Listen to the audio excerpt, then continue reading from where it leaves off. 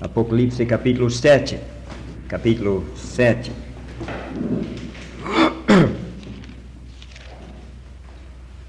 E vamos começar no primeiro versículo.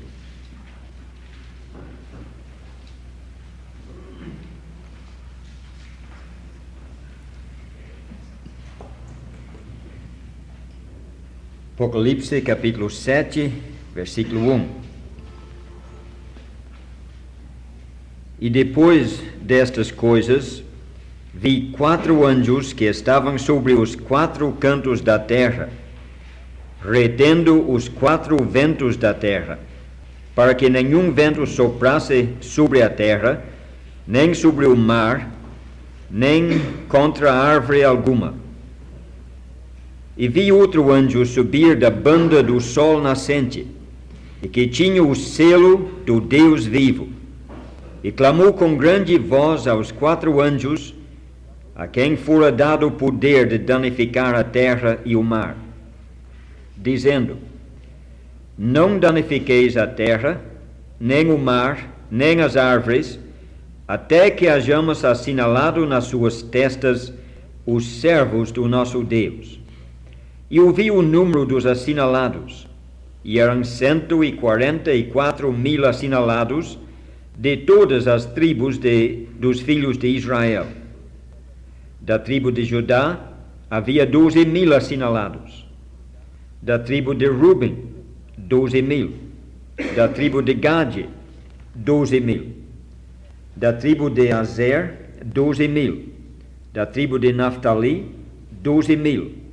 Da tribo de Manassés, 12.000. Da tribo de Simeão, 12.000. Da tribo de Levi, 12.000. Da tribo de Issacar, 12.000. Da tribo de Zebulon, 12.000. Da tribo de José, 12.000. Da tribo de Benjamim, 12.000. Eu acho que vamos parar aqui por enquanto. Daqui a pouquinho vamos ler mais. No começo deste capítulo, nesses versículos que acabamos de ler, como mencionamos ontem, vemos aqui os que Deus selou. Já temos notado no capítulo 6 como o Senhor Jesus abriu aqueles selos, e abrindo cada selo, manifestou mais uma etapa nestes juízos que Deus vai derramar ainda sobre o mundo. Mas depois de 6 juízos terríveis, temos uma pausa. E nesta parêntese, ele mostra como a graça de Deus vai brilhar de uma forma maravilhosa, mesmo naqueles dias escuros da grande tribulação. Ele vai mostrar neste capítulo 7 como Deus vai ter servos aqui na terra naquele tempo. Não vamos entrar em muitos detalhes, mas quero apresentar 3 coisas nesta primeira parte. Vamos pensar um pouco no selo de Deus. Depois vamos pensar um pouquinho nestes servos de Deus. E finalmente vamos pensar um pouquinho no serviço que eles vão fazer. O selo. Lembra que mencionamos ontem, quando começamos a pensar neste selo, que esta palavra aparece 16 vezes no Novo Testamento. Pelo menos. Aparece muitas vezes no livro de Apocalipse. Mas não é a mesma palavra que Deus usa quando ele fala da marca da besta. Deus sela os seus servos, colocando um sinal, um selo sobre eles.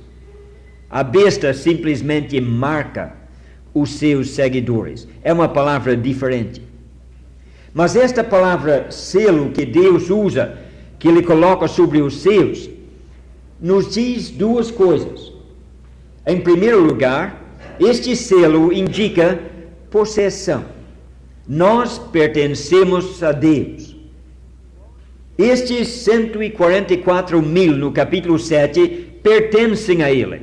Por isto que Ele os sela. Eles não pertencem à besta. Quanto ao corpo, vivem no domínio da besta, mas não são da besta. Como o Senhor disse em João 17, que nós estamos no mundo, mas não somos do mundo. Assim são estes. Estão vivendo no reino da besta, mas não são da besta. E Deus coloca sobre eles o seu selo, dizendo: estes me pertencem. Para provar que o selo indica possessão, você pode lembrar de 2 Timóteo 2. Lembra como o apóstolo Paulo disse a Timóteo a respeito das confusões e problemas e dificuldades destes últimos dias, dias de apostasia. Mas ele disse: apesar de tudo isto, o fundamento de Deus permanece firme, tendo este selo. E ele diz o que é o selo. O Senhor conhece os que são seus. Então o selo indica possessão, indica que somos dele. O Senhor conhece os seus. Mas o selo indica mais do que possessão. É a garantia de proteção. É a mesma palavra que lemos em Mateus capítulo 27. Lembra como Pilatos pôs um selo sobre a pedra no túmulo de Jesus Cristo. Colocou uma guarda. Pôs um selo. Para quê? Para garantir que aquele túmulo não seria violado, que aquele corpo não seria roubado. Era uma garantia de segurança. É a mesma palavra que o Espírito Santo usou 2 vezes em Efésios, dizendo no capítulo 1, versículo 13, que quando nós cremos, fomos selados com o Espírito Santo da promessa. E outra vez no capítulo 4, versículo 30, quando ele nos exortou a não entristecer o Espírito Santo, no qual fomos selados até o dia da redenção. E é interessante notar que em Efésios, quando ele fala 2 vezes que nós fomos selados, ele, no último capítulo, diz que a nossa luta não é contra carne e sangue, mas contra as hostes malignas das trevas em lugares celestiais, contra hostes espirituais malignas e invisíveis. É no mesmo contexto, na mesma carta, onde ele diz que fomos selados, garantindo a nossa proteção, que ele avisa destes inimigos que nos atacam. É por isso que o apóstolo João disse: o maligno não nos toca. Somos selados, dando-nos uma proteção. O inimigo não pode nos destruir. Em Apocalipse capítulo 7, então, logo no início da tribulação, serão selados. Primeiro, para indicar que pertencem a Deus.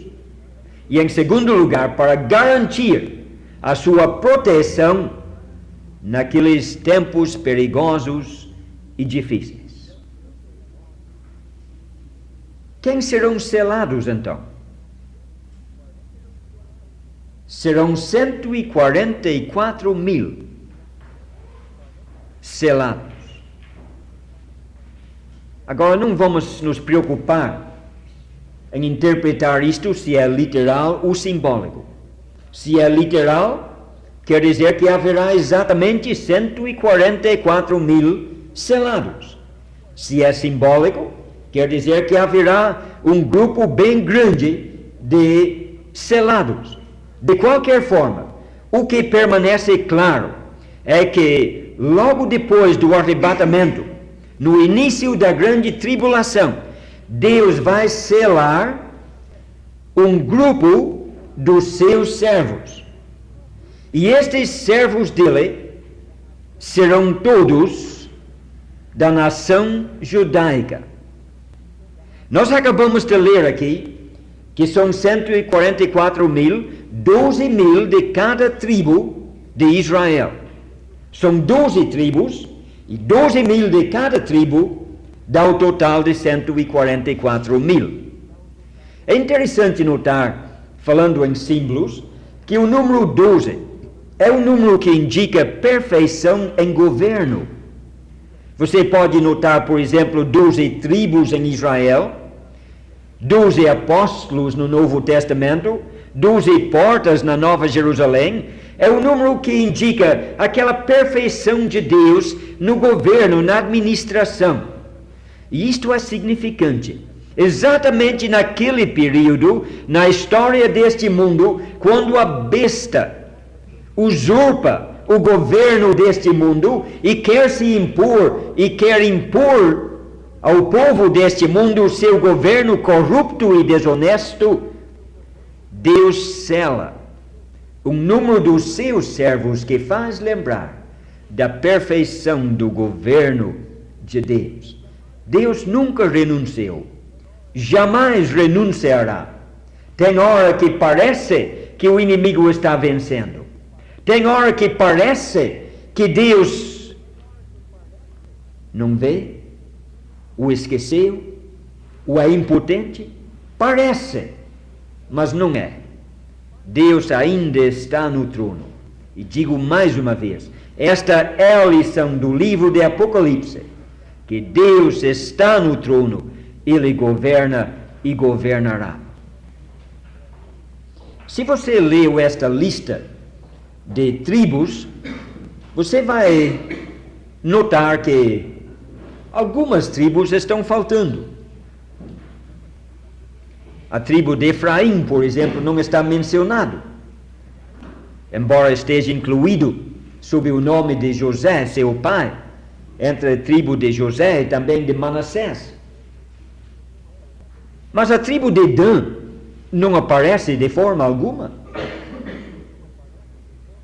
E talvez surja uma pergunta a respeito disto. Por que a tribo de Dan não está incluída nestas bênçãos?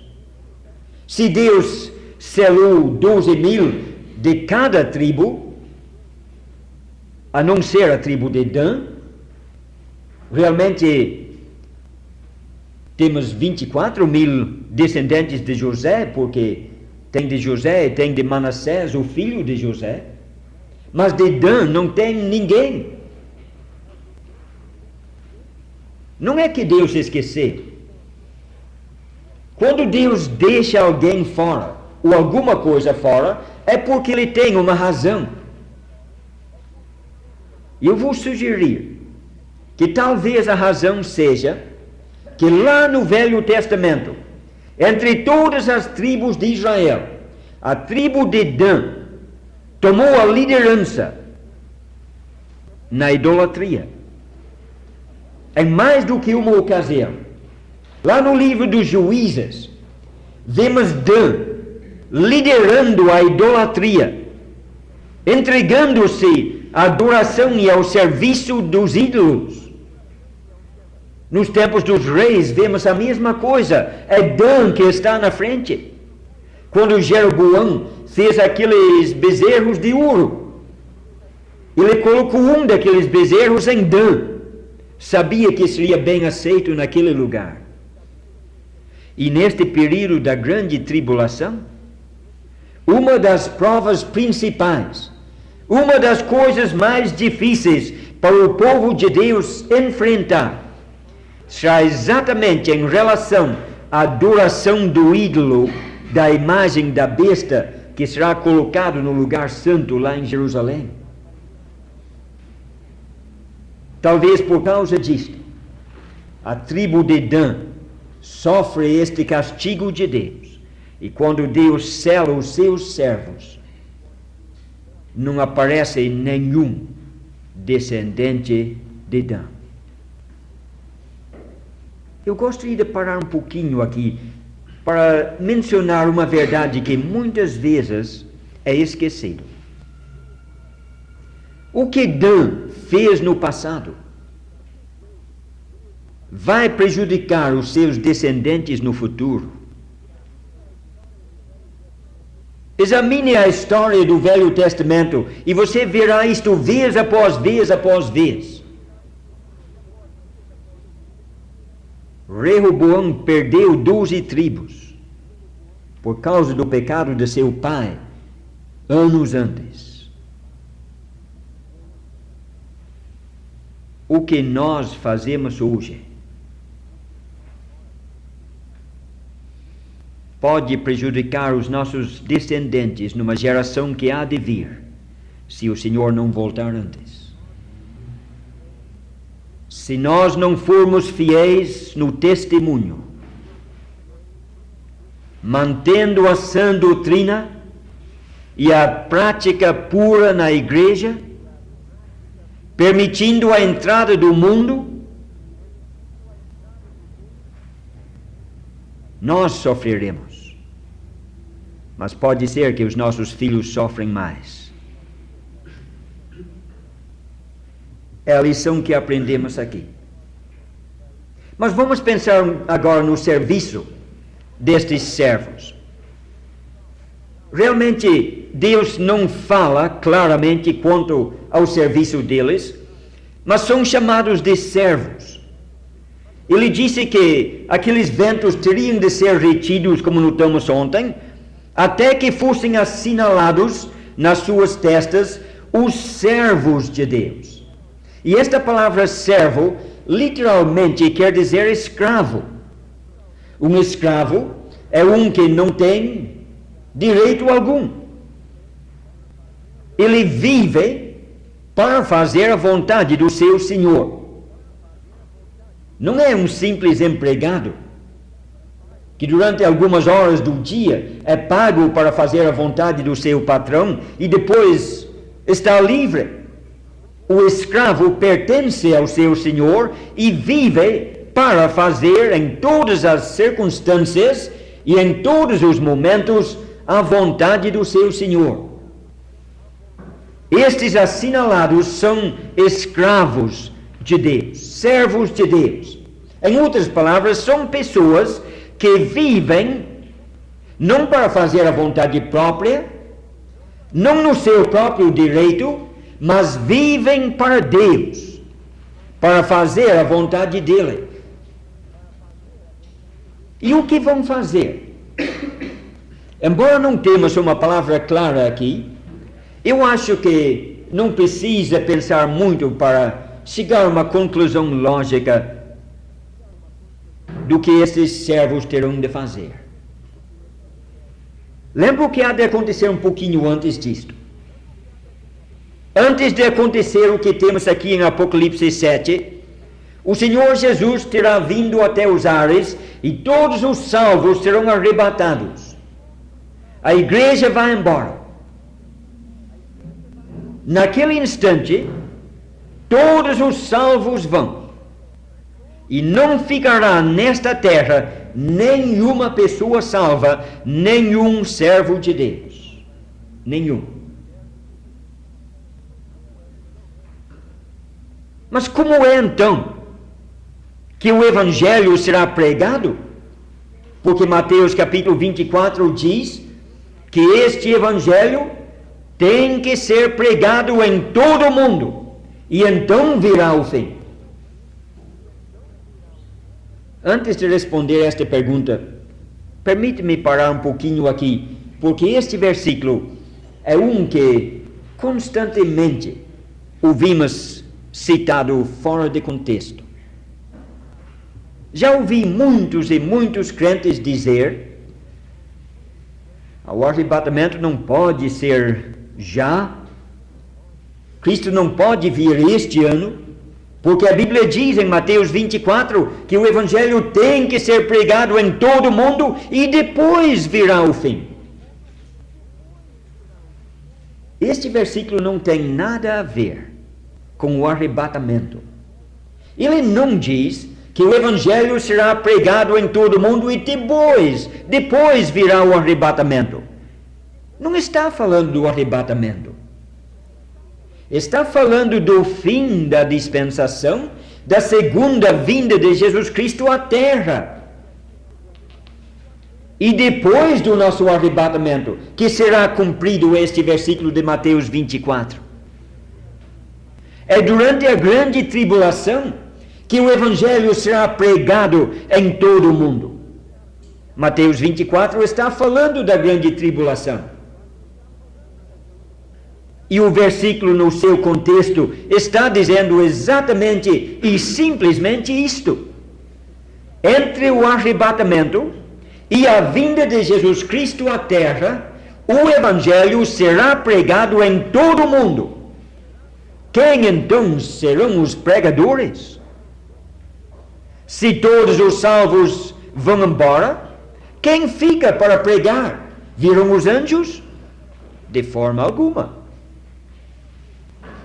Eu sugiro que estes 144 mil servos de Deus são selados exatamente para fazer este serviço. Para sair servindo a Deus no Evangelho, pregando o Evangelho por toda parte. E como nós fomos selados hoje, neste dia da graça, para podermos servir a Deus no Evangelho até o arrebatamento, estes serão selados para poder servir a Deus no Evangelho depois do arrebatamento. Para ver como isto vai acontecer, pense no caso de Saulo de Tarso. No início da igreja, Deus salvou Saulo de Tarso. Um homem preparado desde a infância. Embora Saulo não soubesse disto, ele nunca pensava nisto, ele perseguia a igreja. Mas Deus estava preparando ele. Naqueles dias, aos pés de Gamaliel, ele estava aprendendo o que mais tarde seria útil quando dedicado a Deus. Quando chegou o momento exato, sem que nenhum pregador fosse lá na estrada de Damasco para evangelizar a Saulo, o Senhor falou do céu. O Senhor prendeu a Saulo. E por intervenção direta do Senhor, Saulo de Tarso, um vaso preparado, foi convertido e imediatamente começou a pregar ousadamente em Damasco. O que ele fez no início da igreja com um judeu, Saulo de Tarso, ele fará no início da grande tribulação, não com um judeu, mas com 144 mil judeus. Provavelmente serão pessoas piedosas como Saulo de Tarso, conhecedoras do Velho Testamento, mas no momento do arrebatamento ainda descrentes. E quando todos os salvos são levados, Deus, por intervenção direta, abrirá o entendimento destes judeus piedosos e cegos, e verão que de fato Jesus é o Cristo. Serão salvos, e sendo salvos e selados, sairão por toda parte para pregar o Evangelho no mundo inteiro. Você pergunta então como que conseguirão evangelizar o mundo inteiro num curto prazo de poucos anos? Talvez 7 anos? É possível. Mas uma coisa pode facilitar isto.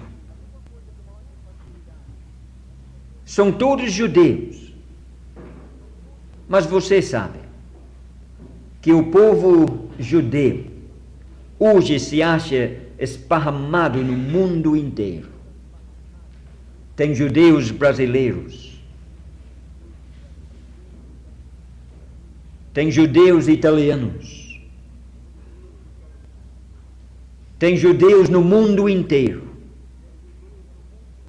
E estes 144 mil bem poderão ser pessoas de todas as nações, já conhecendo a língua e os costumes do lugar onde vivem,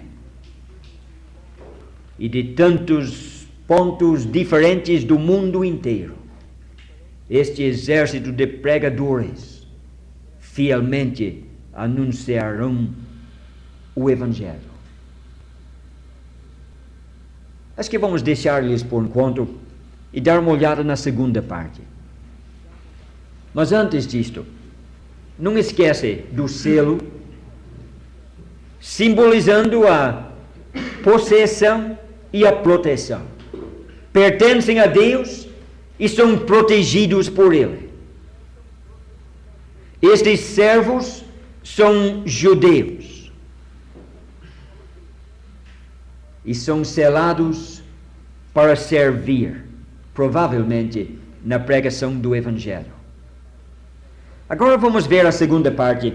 Vamos continuar a nossa leitura agora a partir do versículo 9.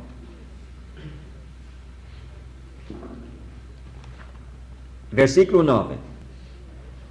Depois destas coisas olhei, e eis aqui uma multidão, a qual ninguém podia contar, de todas as nações e tribos e povos e línguas, que estavam diante do trono e perante o Cordeiro, trazendo vestidos brancos e com palmas nas suas mãos. E clamavam com grande voz, dizendo: salvação ao nosso Deus, que está sentado no trono, e ao Cordeiro. E todos os anjos estavam ao redor do trono, e dos anciãos e dos 4 animais, e prostraram-se diante do trono sobre seus rostos, e adoraram a Deus, dizendo: Amém. Louvor e glória e sabedoria, e ação de graças, e honra, e poder, e força ao nosso Deus para todo sempre. Amém. Vamos parar por aqui. A primeira coisa que notamos agora nesta segunda parte é que este grupo é bem maior. O grupo na primeira parte, composto de 144 mil judeus, era relativamente pequeno, mas este é uma multidão que ninguém podia contar. E mais, o primeiro grupo era um grupo exclusivo, só judeus. Nenhum gentio podia entrar naquele número. Mas este segundo grupo é de todas as nações e povos e tribos e línguas. É um grupo internacional, de todos os países do mundo inteiro. E outra coisa, na primeira parte, estamos contemplando algo que aconteceu no início da tribulação. Antes que soprassem aqueles ventos para danificar a terra, estes homens foram selados. É o início da grande tribulação. Isto quer dizer que depois do fim do capítulo 6, para entrar no capítulo 7, voltamos cronologicamente. Mas agora, neste segundo grupo, não estamos contemplando algo que acontece no início, mas agora estamos no fim da grande tribulação. Porque esta grande multidão não está mais na terra. Aqueles 144 mil estão na terra para servir e pregar, mas esta grande multidão está diante do trono, está perante o Cordeiro, já está no céu. E outra coisa, aquele primeiro grupo de 144 mil recebeu um selo para os proteger daqueles perigos e daqueles ataques da grande tribulação. Mas esta multidão não recebe um selo, mas recebe o galardão. O primeiro grupo recebeu o selo para servir, para poder servir. Este grupo recebe o galardão porque já serviu. Está vendo logo no versículo 9 estes vestidos brancos, estas palmas, símbolo de vitória, emblema do vencedor, já estão com galardão, já estão no fim da tribulação. O primeiro grupo está para entrar na batalha. Este segundo grupo já está retornando da guerra, vitorioso. Então tem muita coisa diferente entre esses dois grupos. Mas talvez seria bom mencionar um fato antes de terminar, que talvez perturbe muita gente. Eu tenho procurado evitar, esta semana, falar de escolas e interpretações, mas eu vou fazer uma exceção e falar um pouquinho agora. Talvez você já tenha sido amolado às vezes por pessoas chegando na sua porta, querendo vender a Sentinela, o Despertar e outras revistas semelhantes, e querendo oferecer estudos bíblicos para você. Chamadas testemunhas de Jeová, mas não são testemunhas de Jeová. As testemunhas de Jeová somos nós. E para não criar uma confusão, eu digo isto porque Jeová é Jesus. Jesus Cristo é Jeová. E ele diz em Atos capítulo 1 que nós devemos ser as suas testemunhas. Então nós testemunhamos de Jesus Cristo. Somos os verdadeiros testemunhos de Jeová. Mas aqueles que se dizem testemunhos de Jeová são falsos. Mas quando eles chegam na sua porta, se você começa a apresentar o Evangelho para eles, ou entrar em qualquer conversa, logo eles vão falar destes 144 mil. É o assunto predileto deles.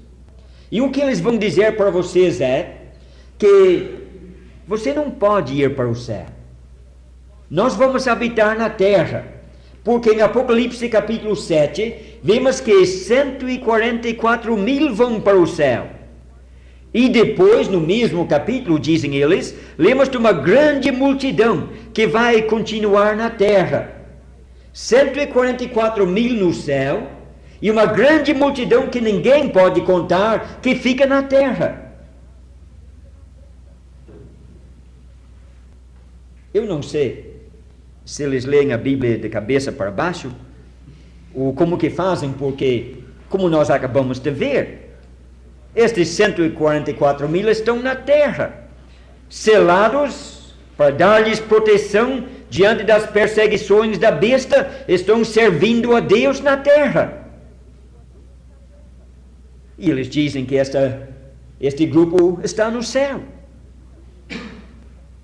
E na segunda parte do capítulo, a grande multidão que ninguém pode contar está perante o trono, na presença do Cordeiro, na presença dos anciãos e dos seres viventes. E dizem que esta multidão só fica na terra. Então isto basta para você ver como todas essas interpretações que, quando ouvimos, parecem tão corretas e tão impressionantes, realmente são absurdas quando comparadas com a palavra de Deus. Esta grande multidão, então, depois de ter passado pela grande tribulação, está perante o trono, perante o Cordeiro, e vemos no versículo seguinte que eles clamam com grande voz, dando honras a Deus e ao Cordeiro. Você vai notar que não é um cântico como aquele que tivemos no capítulo 5 ou no capítulo 4. Lembra, no capítulo 4, os seres viventes e os anciãos estavam adorando, estavam cantando. E no capítulo 5, vemos estes anciãos mais uma vez cantando, mas agora cantando um novo cântico. Aquele do capítulo 4 era um cântico de louvor a Deus porque Ele criou tudo, louvando o poder do Criador. No capítulo 5 era um novo cântico, louvando a Jesus Cristo, porque Ele nos resgatou, adorando o Salvador. Mas aqui no capítulo 7 é um grito de alegria, de vitória, não um cântico, mas um brado de vitória. Já chegaram ao fim da tribulação, já venceram, já recebem o galardão. Os dias de sofrimento já findaram, e aqueles salvos, aquela multidão incontável, abre a sua boca e solta um brado de alegria, dando honras e glórias àquele que os salvou. O tempo já foi, mas em terminar, esta grande multidão que ninguém pode contar estará no céu, salvo. Por quê? Primeiramente, porque Jesus Cristo os salvou, mas indiretamente, porque aqueles selados lhes levaram a mensagem do Evangelho. Esta multidão, veremos daqui a pouco, é salvo durante a grande tribulação através da pregação daquele primeiro grupo.